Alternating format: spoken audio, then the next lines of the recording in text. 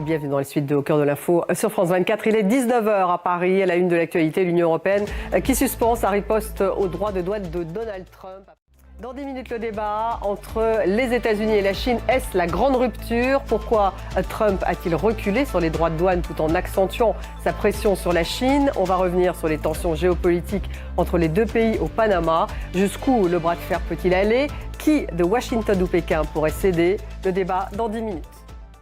On démarre avec cette guerre commerciale lancée par Donald Trump et la réaction de l'Union européenne qui suspend donc sa riposte aux droits de douane de Trump après le revirement du président américain.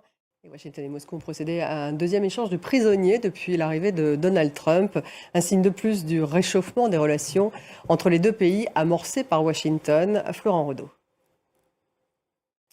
Emmanuel Macron pourrait reconnaître l'État de Palestine. Le président français attendra le mois de juin et la conférence internationale qu'il coprésidera avec l'Arabie Saoudite. Cette conférence pourrait aussi conduire, selon le chef de l'État, à une reconnaissance d'Israël par un certain nombre de pays. 148 pays reconnaissent pour l'instant l'État palestinien. Bilal Tarabel.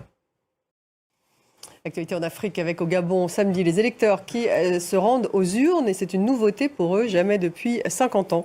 Ils n'ont pu choisir librement leur président. 8 candidats en lice, dont 2 poids lourds. Florent Renaud.